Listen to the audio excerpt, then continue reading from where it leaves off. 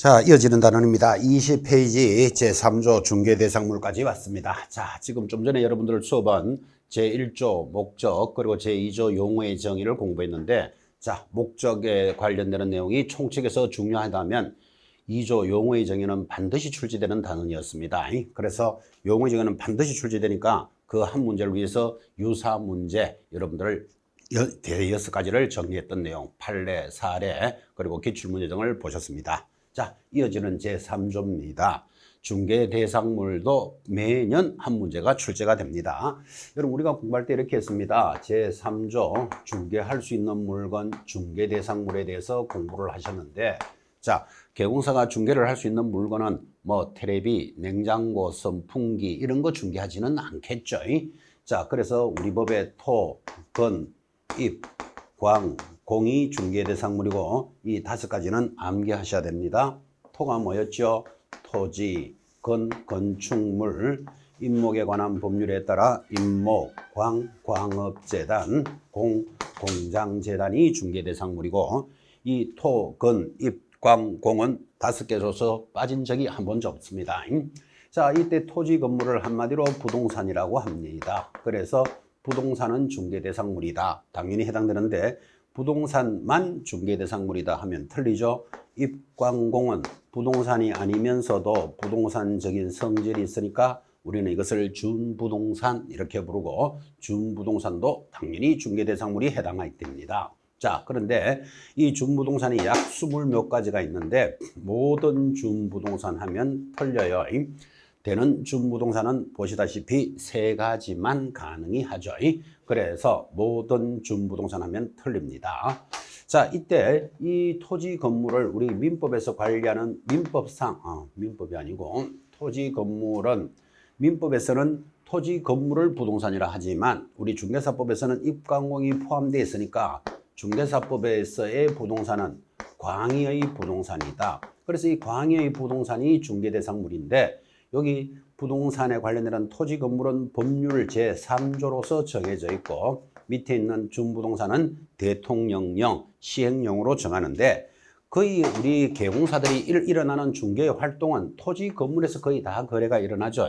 그래서 부동산에서 거의 다 거래가 일어나는데 여기는 입광공은 준부동산으로서 출제는 거의 10년에 한 번꼴로 출제됩니다. 그래서 여러분들은 이 토지 건물에 대해서 집중하셔야 되겠고 또 해마다 출제가 됐으니까 지금은 토지라도 이런 토지는 되느냐, 건물도 이런 건물은 되느냐까지가 이제 여러분들이 문제에서 풀어야 될 내용들입니다. 자, 가장 기본적으로 토, 건, 입, 광, 공을 중개대상물이란다. 이 제목은 익히셔야 됩니다.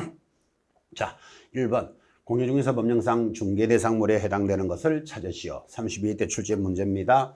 자, 토지에서 채굴되지 않는 광물. 여러분, 채굴되지 않는 광물은 중개대상물이 될 수 없는 게 국가 소유입니다. 여러분, 주인 없는 부동산, 무주 부동산도 국가 소유라는 건 알고 계십니까? 만약에 주인 없는 부동산을 먼저 보는 사람이 임자다. 그럼 온 나라가 싸움판 일어나겠죠. 그래서 주인 없는 무주 부동산도 국가 소유니까 그런 것들은 중개할 수 없고 영업상 노하우 등 무형의 재산적 가치 이런 것들을 권리금 등이라고 부르고 이런 눈에 보이지 않는 재산적 가치를 니 살래요 팔래요 그렇게 중개하지 않습니다. 토지로부터 분리된 수목 당연히 나무를 중개할 수는 없다. X. 자, 지목이 양어장인 토지 당연히 중개대상물이 해당되는 거죠. 자, 그래서 답이 4번인데 재밌죠? 양어장하고 탁 들어오니까 여러분들은 물이다 그래서 생각하면 틀려요.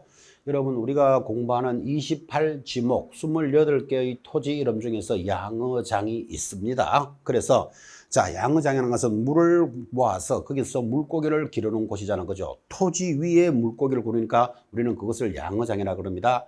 근데 여러분 바다에 가면 가두리 양식장 보셨죠? 그럼 바다에 있는 거죠.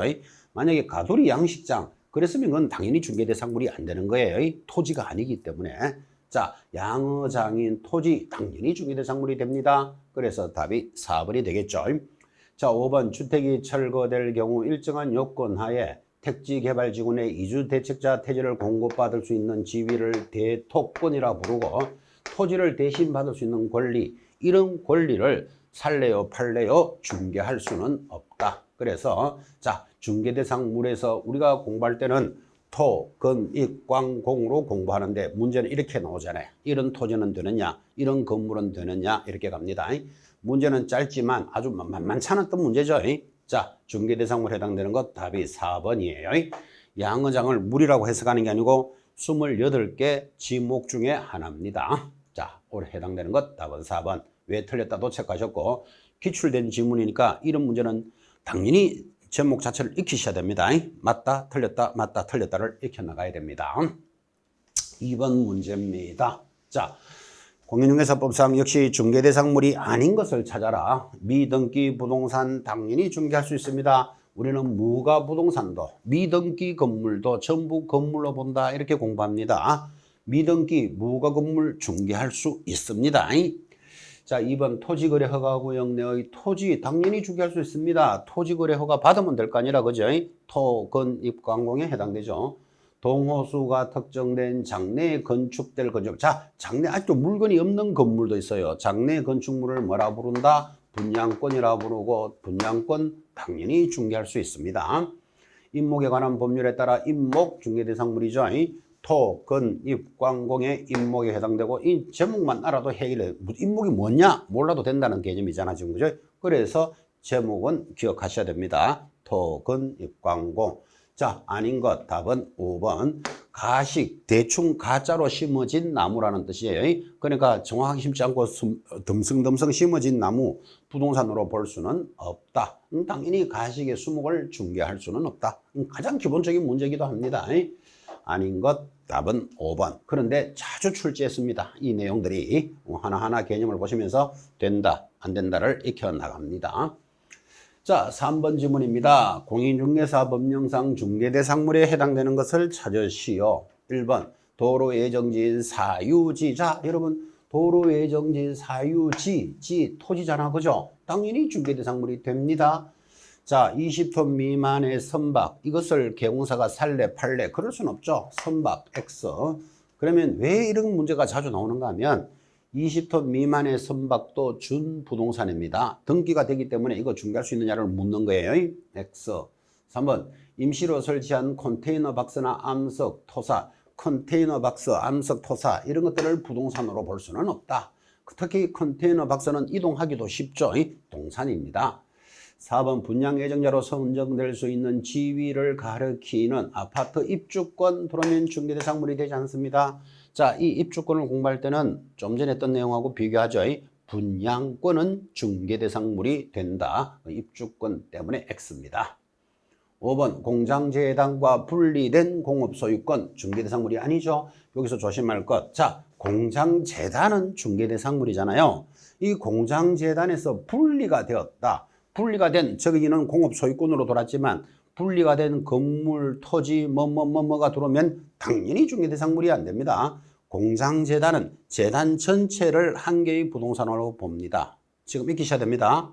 공장재단은 뭐라고요? 재단 전체를 한 개의 부동산으로 본다. 그럼 여기서 분리되면 처분할 수 없다. 그러니까 공장재단과 분리된 저거 때문에 틀리는 거예요. 분리되면 중개대상물이 될 수 없다. 그럼 분리된 공업소유권 또는 분리된 건물, 토지 이렇게 되면 전부 다 중개대상물이 될 수는 없습니다. 재단이라는 것은 묶어서 한 개의 부동산으로 봅니다.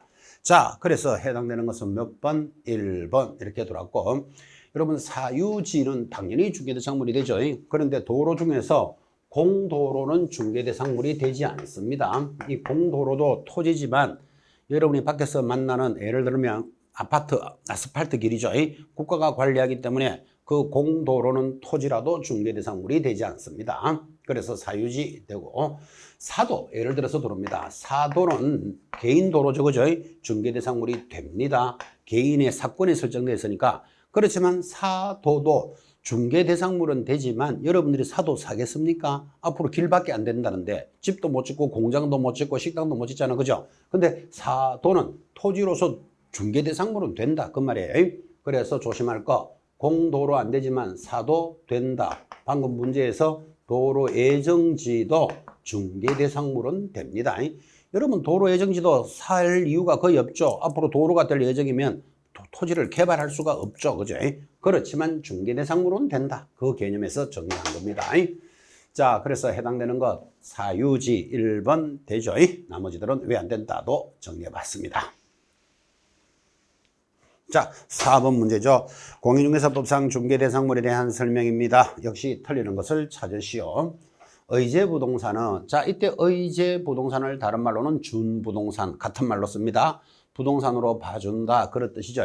의제부동산은 모두 중개대상물에 해당한다. 틀린 줄 아시겠습니까? 모두 하면 틀린다니까요. 준부동산은 3가지만 된다니까요. 틀리는 것 벌써 답이 1번으로 돌았네. 자, 2번 명인 방법을 갖춘 수목의 집단은 중개대상물에 해당한다. 이거 제목 그대로 기억하셔야 됩니다. 그래서 명인 방법을 갖춘 수목의 집단은 중개대상물이 되었다가 안 되었다가 몇 번 번복을 했는데 지금은 중개대상물이 되는 걸로 정리가 됩니다. 3번 광업재단에 속하는 토지는 광업재단과 분리하여 매매의 목적물이 될 수는 없다. 당연하죠. 여러분 재단물은요 묶어서 한 개의 부동산이니까 분리하면 무조건 X입니다. 그래서 분리하여 매매의 목적물이 될 수는 없다. 맞다. 4번 공법상 제한이 있는 토지는 중개대상물에 해당한다. 당연하지. 공법상 제한사항이라는 것은 같은 토지라도 토지거래허가구역이다. 그건 토지거래허가라는 제한을 받지만 중개대상물은 해당됩니다. 5. 동그라미 법정지상권이 성립된 토지는 중개대상물에 해당한다. 그래서 성립된 토지는 뭐 할 수 있다? 양도가 가능하기 때문에 중개대상물이 되는 거예요. 근데 법정지상권의 성립을 중개할 수 있다. 그러면 틀린다 이 말이에요. 성립된 토지를 양도하는 것은 가능하니까 중개대상물이 되는 겁니다. 앞에도 유사 문제가 살짝 지나갔죠. 자, 이런 지문은 짧지만 여러분들이 익히셔야 되는 겁니다. 특히 1번 의제부동산을 다른 말로 뭐라고요? 준부동산이고 모든 준부동산이 중개대상물이 된다 하면 당연히 틀리는 거죠. 그러니까 짧지만 잘 정리하셔야 될 문제였습니다. 5번 지문입니다. 계속 같이 갑니다. 자, 중개대상물에 해당되는 것을 모두 찾으시오. 자, 1번 상가 임대차에서 권리금, 여러분 권리금을 니 살래요 팔래요 중개하지 않습니다. 하천법상 하천, 자 여기 이제 중요한데 하천법상 하천이 뭐다? 토지잖아요. 토지. 여러분 하천을 물이다 이러면 틀립니다. 자, 큰 물이 흘러가면 하천, 짧은 물이 흘러가면 또랑, 이런 거 들으셨죠? 또랑을 지목에서는 국어 이렇게 부릅니다. 그래서 우리 하천법이 개정되면서 개인 하천은 사유권이 설정되니까 중개대상물이 됩니다. 이거 익히셔야 돼. 그래서 하천법상 하천은 중개대상물이 된다. 5. 환매등기가 설정된 토지, 여러분 환매등기가 설정된 토지를 중개할 수는 없다. 그래서 X. 자, 다시 중개대상물에 해당되는 것 환매등기가 제가 좀 잘못 말을 한 것 같습니다. 자, 상가 임대차에 있어서 권리금 당연히 중개할 수는 없다. 권리금 중개대상물이 될 수 없다. 그리고 하천법상 하천, 자 하천법에 대한 하천은 안 됩니다. 이게 국가 하천이니까 낙동강, 대동강, 금호강 이런 것들을 중개할 수는 없죠. 그런데 하천법에 따라 개인 하천은 가능합니다. 그냥 하천 돌아서니까 X입니다. 자, 그 다음 환매등기가 설정된 토지. 자, 환매등기가 설정되어 있으면 이것을 양도할 수는 있으니까 중개대상물이 되죠. 토지. 건물 한실의 저당권 하면 X죠. 여러분 저당권이나 소유권은 한 필의 전부, 한 동의 전부에만 해당은 되지 일부만 난 저당을 잡아줄게. 그럴 수는 없다. X. 자, 또 나옵니다. 주택이 철거될 경우 일정한 요건 하에 택지개발지구 내 이주자 택지를 공급받을 수 있는 지위, 이를 뭐라 그랬죠? 대토권 그랬고 이런 권리를 중개할 수는 없다. 그대로 기억하시기 바랍니다. 대토권은 중개 대상이 될 수는 없다. 자, 그러면 해당되는 것 답은 3번 이렇게 가고 여기 하천에서 살짝 조심할 것 개인 하천은 가능합니다. 지금 개인이라는 말이 없잖아요. 하천법의 하천은 중개 대상물이 될 수 없다. 국가 소유니까 중개 대상물이 될 수 없다라는 취지였습니다. 자, 그래서 해당되는 것 답은 3번 환매 등기가 등 설정되어 있더라도 토지는 중개대상물이죠. 토, 건, 익, 광공의 토지 중개대상물에 해당되고 있습니다. 6번 갑시다. 자, 6번. 역시 중개법상 중개대상물과 중개대상 권리에 대해서 설명합니다. 옳지 않는 것을 찾으시오. 1번 중개대상물은 공인중개사법과 공인중개사법 시행령에서 규정하고 있다. 정확하게 돌았고, 여러분 토건 입광공의 토건 부동산인 물건은 법률로서 정해져 있습니다. 공인중개사법에 정해져 있고, 여기 있는 입광공은 어디? 시행령. 시행령을 다른 말로는 대통령령으로 정해져 있죠. 그래서 1번 지문 정확하게 돌았습니다. 공인중개사법과 공인중개사법 시행령에서 물건을 규정하고 있습니다. 자, 또 나오죠. 2번. 분양계약이 체결되지는 않았지만 추첨을 하여 당첨이 되면 즉시 분양 목적물이 확정되는 구체화된 아파트 입주권은 중개대상물이 될 수 있다. 자, 여러분 관련되는 내용으로서 아파트 입주권 하고 들어오는데, 입주권은 당연히 중개대상물이 될 수는 없지만 여기에 추첨을 하여 당첨이 된 것에 대해서 입주권은 중개대상물이 될 수 있다. 역시 당연히 틀리는 표현으로서 전달이 되겠습니다. 자, 아파트 입주권은 분양계약이 체결되지는 않았지만 추첨을 하여 당첨이 되면 즉시 분양 목적물이 확정된, 당첨이 됐다, 그죠? 당첨이 되면 이게 뭐가 가능하다? 동호수가 이어지죠. 동호수가 있으면 요 입주권은 중개대상물이 됩니다. 동호수가 없으면 중개대상물이 될 수는 없다.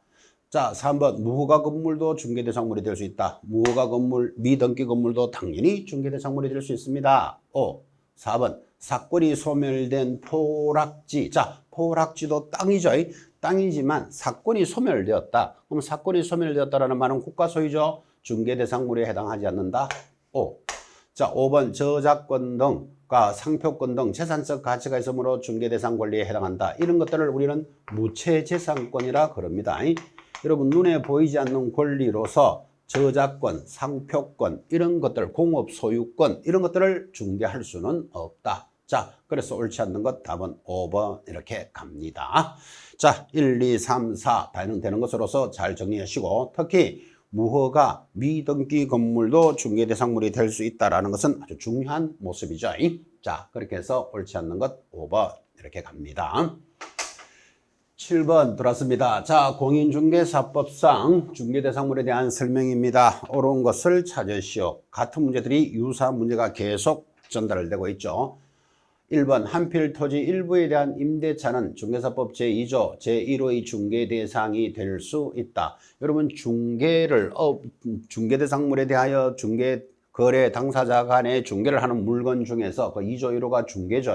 그 종이에 한필 토지 일부 당연히 중개할 수 있다. 임대차는 가능하니까.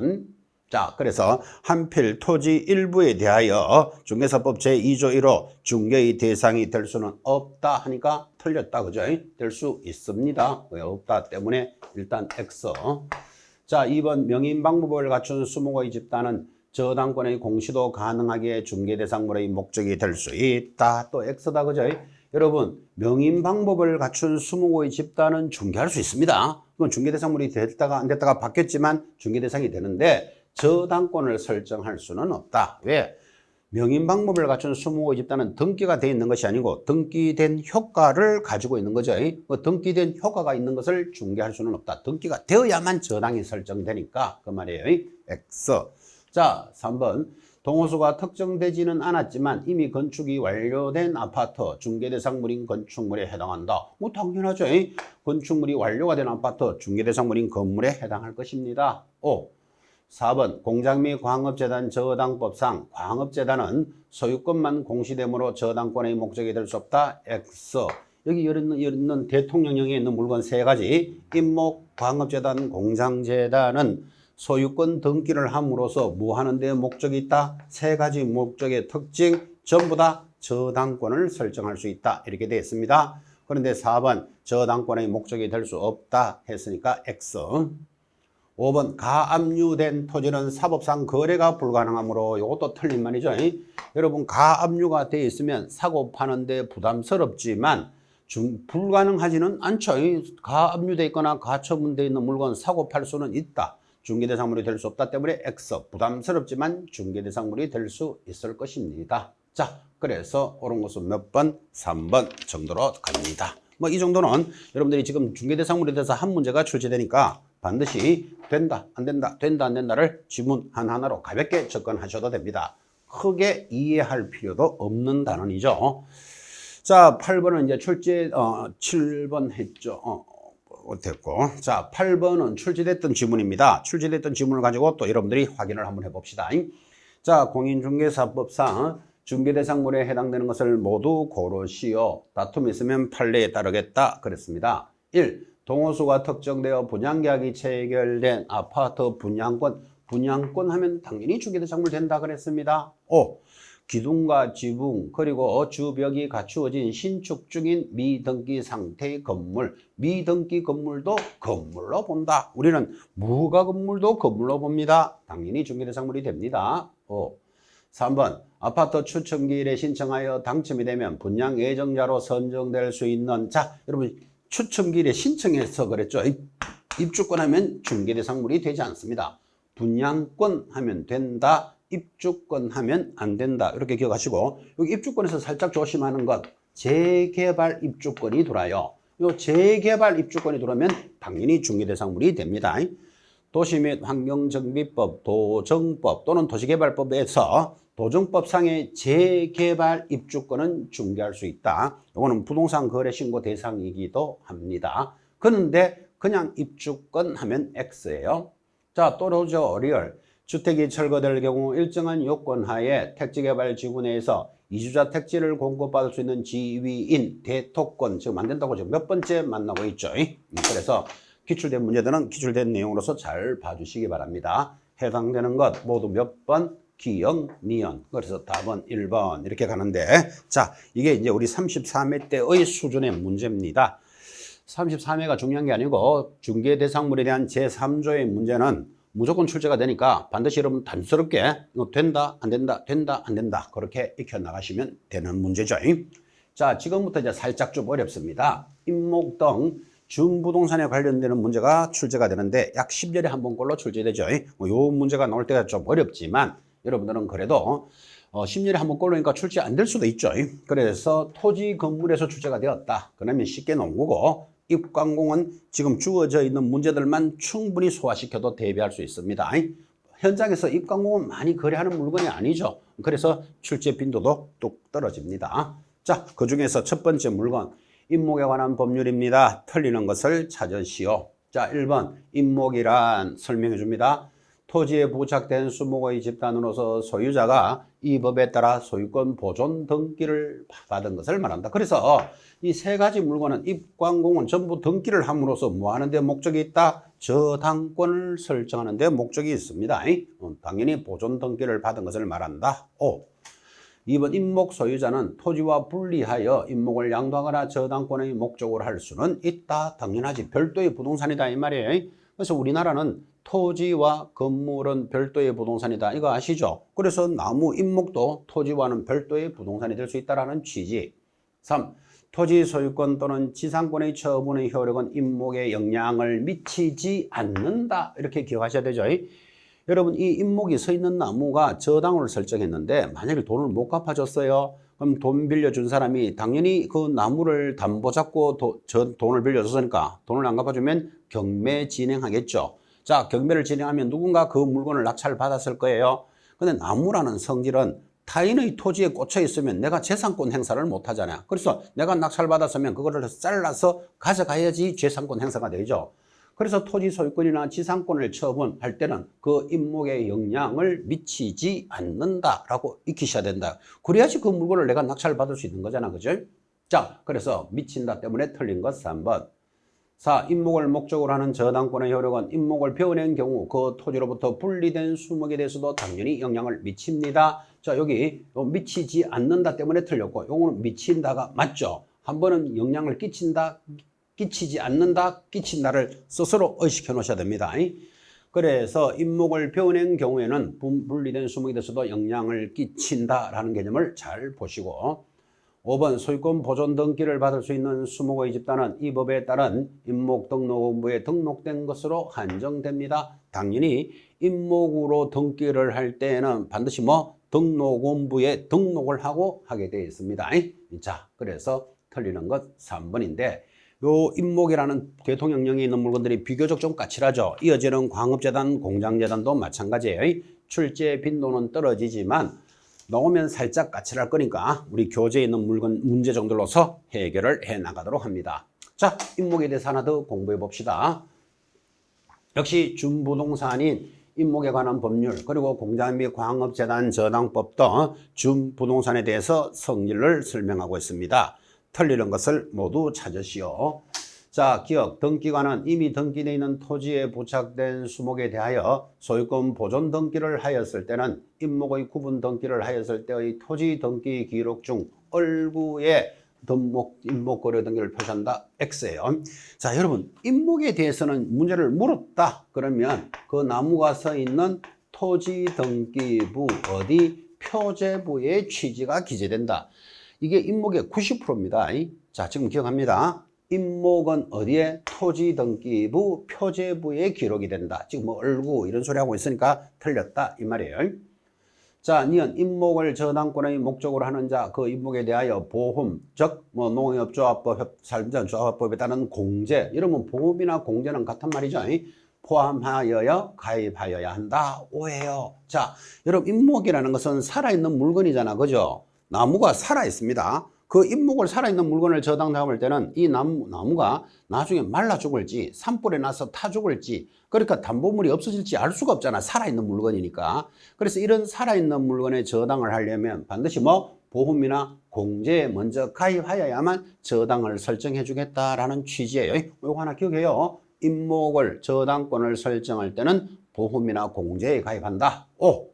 공장재단의 구성물은 동시에 다른 공장재단에 속할 수 있다. X. 재단물은 여러분 분리되면 처분할 수 없다. 하나의 재단은 하나의 물건으로만 가는 거예요. 그대로 익히셔야 돼요. 다른 데 속할 수 있다. X. 자, 공장재단은 공장재단 등기부에 소유권 보존 등기를 함으로써 설정한다. 당연히 어예요. 이 세 가지 물건, 입광공은 전부 소유권 등기를 함으로써 저당권을 설정하는 데 목적이 있습니다. 미연. 공장재단의 구성물은 저당권자가 동의를 한 경우에도 공장재단과 분리하여 임대차의 목적으로 하지 못한다. 요거 X죠. 여러분 당연히 소유권과 저당권의 목적으로만 가능하는데 저당권자가 동의를 하면 임차권은 설정할 수 있습니다. 그래서 기계는 돌려서 국가적으로 이익을 보게 하겠다라는 취지겠죠. 하지 못한다. X. 자, 비록 공장재단의 소유권 보존 등기의 효력은 소유권 보존 등기를 한 날로부터 몇 달 내로 10개월 내로 저당권을 설정하지 않으면 상실한다. 이거 하나 기억하셔야 되죠. 여러분 이 물건들은 입광공은 준부동산이니까 동산에 가까운 물건들인데 이거를 부동산으로 인정해 주는 이유는 소유권 등기를 함으로써 저당권을 설정하려고 해줬는데 어떤 사연인지 저당권이 10달 내로 만들어지지 않더라. 뭐 가치가 없었거나 뭐 대출이 안 되거나 무슨 사연이 있겠죠. 그럼 10달 내로 만들어지지 않으면 원래 해주지 않아야 될 소유권 보존 등기는 효력을 상실한다라는 취지예요. 그래서 저당권은 얼마 만에 설정되어야 한다? 10개월 만에 설정되어야 한다라는 취지였죠. 자, 틀리는 것 기억, 뒤것, 미음. 기억, 뒤것, 미음이니까 답은 4번 이렇게 가네요. 자, 이 정도가 사실은 임목에 관한 법률 또는 공장재단, 광업재단에 거의 답니다. 여러분 이 정도 문제만 잘 익히시면서 OX로서 잘 정리해 주시는 게 준부동산을 공부하는 모습입니다. 11번 갑니다. 자, 11번 공인중개사법상 중개대상에 관한 내용입니다. 틀리는 것을 찾으시오. 자, 1번 중개대상물인 건물에는 기존의 건축물뿐만 아니라 장차 건축될 특정의 건물도 포함될 수 있다. 5. 이러면 장차의 건물을 뭐라고 배웠었죠? 분양권 그랬잖아요. 중개대상물이 됩니다. 5. 2번 공용 폐지가 되지 아니한 행정재산인 토지는 중개대상물에 해당되지 않는다. 5입니다. 여러분 행정재산 이런 게 국가의 재산이다 이렇게 생각하시면 되죠. 행정을 관리하는 재산이니까 뭐 학교, 운동장 이런 거예요. 자, 학교, 운동장이 폐교가 되면 이제 공용 폐지가 되잖아. 공용 폐지가 되면 중개대상물이 될지는 몰라도 공용 폐지가 되지 아니한 행정재산은 중개할 수는 없다. 맞다. 5. 3번 임목에 관한 법률에 따라 등기된 임목은 당연히 중개대상물에 해당합니다. 그래서 토, 건, 입, 광, 공 하고 가고 있습니다. 5. 또 나오죠. 4번 주택이 철거될 경우 일정한 요건 하에 택지개발지구내 이주자 택지를 공급받을 수 있는 지위인 대토권 하고 들으면 무조건 중개대상물에 해당하지 않는다. 다 정리되죠. 대토권도 참 자주 출제했습니다.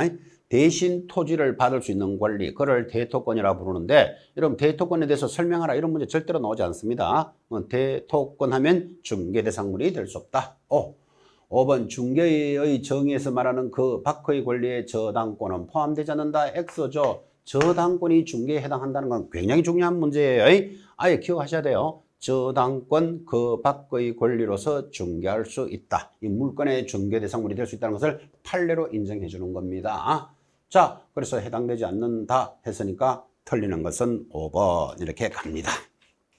자, 여기까지가 여러분들은 이제 중개대상물 제3조를 정리하셨는데, 이 3조 중개대상물에 대해서는 반드시 한 문제가 출제됩니다.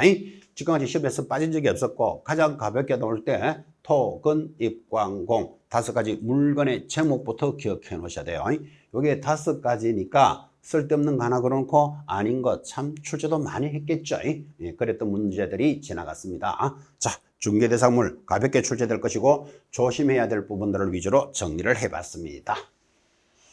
이제부터 제4조입니다. 자, 제4조가 공인중개사 제도입니다. 여러분 이 단어는 너무나 잘 알고 계시는 단어이죠. 공인중개사 제도로서 제4조, 여러분이 이 과정을 공부하고 계시니까 아주 편안하고 재미있는 단어인데, 또 문제가 반드시 하나가 출제가 된다는 데 큰 의미가 있습니다.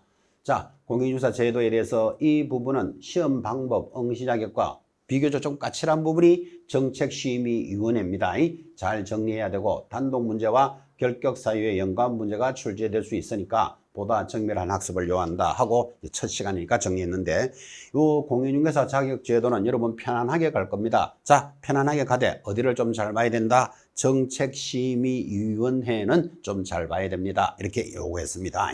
자, 같이 출발해 봅시다. 자, 대표 예제 문제 1번입니다. 공인중개사 법령상 공인중개사 자격증에 관한 설명으로 틀리는 것은, 자, 여러분들은 이 자격증을 준비하시는 분들이니까 이런 문제들이 중요한 거예요.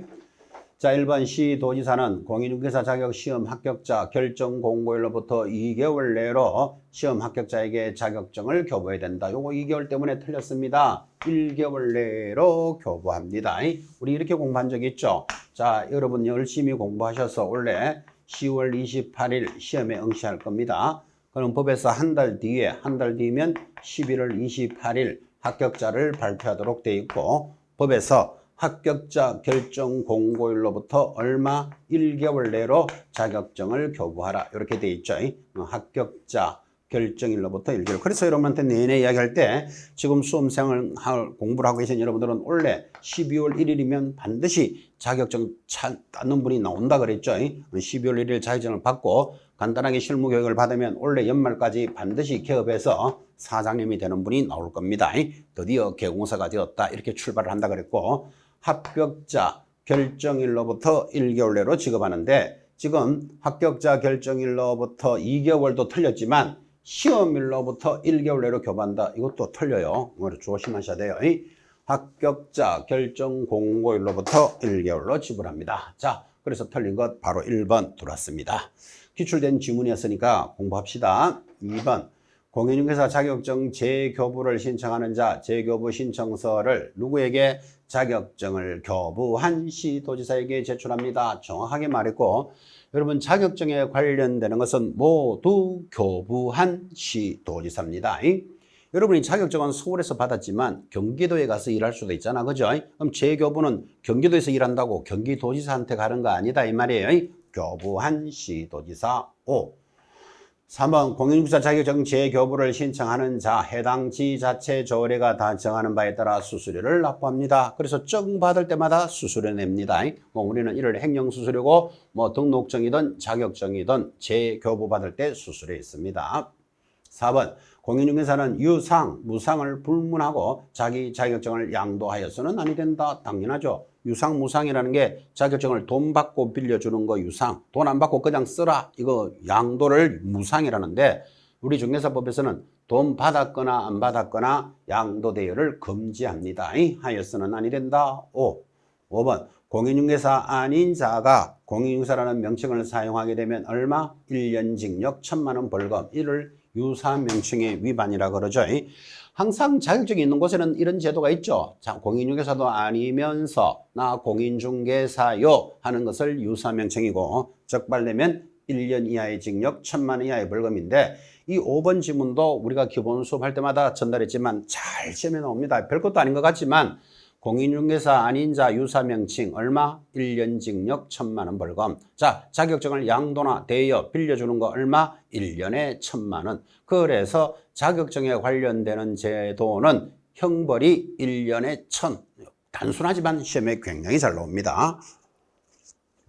자, 가볍게 여러분들 몸 한번 풀었다면 이제 공인중개사 제도에 대해서 그래도 좀 까칠하다라는 정책심의위원회에 대한 문제입니다. 이 부분이 좀 까칠한데 여러분하고 수업할 때 이런 말 했죠. 우리나라는 큰 일이 있으면 뭐부터 만든다? 위원회부터 만듭니다. 여러분 뭐 코로나가 도니까 코로나 대책위원회 이런 거 있겠죠. 자, 큰 일이 있으면 위원회부터 만드는데 공인중개사 제도도 우리나라 제도 중에서는 중요한 정책이죠. 그래서 지금 공인중개사 정책을 심의하는 위원회가 있다 이 말이에요. 이 부분이 그래도 좀 중요하면서 까칠하니까 정책심의위원회는 여러분이 좀 신경 써서 받으셔야 됩니다. 틀리는 것을 찾으시오. 자, 1번 공인중개사의 업무에 관한 사항을 심의하기 위하여 국토교통부의 심의위원회를 두어야 한다도 아니고 둘 수 있다. 정확하게 돌았습니다.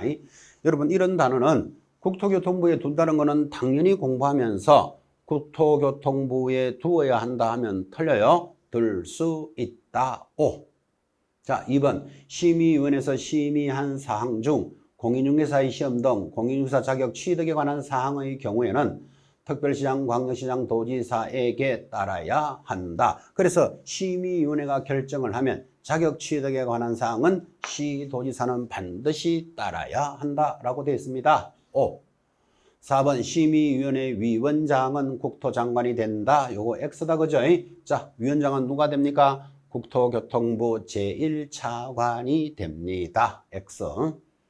4번 비영리 민간단체 지원법 4조에 따라 등록한 비영리 민간단체에서 추천한 사람은 심의위원이 될 수 있다. 당연히 위원은 7명, 7에서 11명의 위원으로 구성되는데 당연히 비영리 민간단체 지원법에 따라서 추천된 사람 그 시험위원회는 될 수 있습니다. 역시 5번 시험위원회는 위원장 1인을 포함하여 7에서 11명으로 구성한다. 요 7에서 11명 이런 말들이 참 중요한 거예요.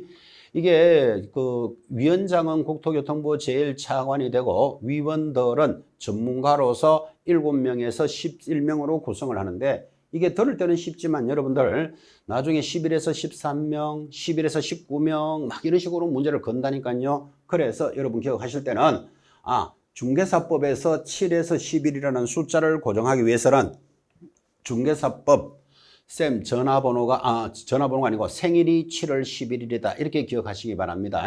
우리 중개사법에서 생일로 기억하는 건 이거 하나밖에 없습니다. 자, 이 과목이 중개사법이니까 중개법 생일이 며칠이다? 7월 11일. 7에서 10일을 고정하라 이런 뜻이에요. 어떤 분은 뭐 양력입니까? 음력입니까? 묻는데 그런 건 알 필요 없고 어쨌든 7에서 11명. 중개법 생일이 7월 11일이다. 그래서 생일로 공부하는 건 이거 하나밖에 없다. 그런 뜻이에요.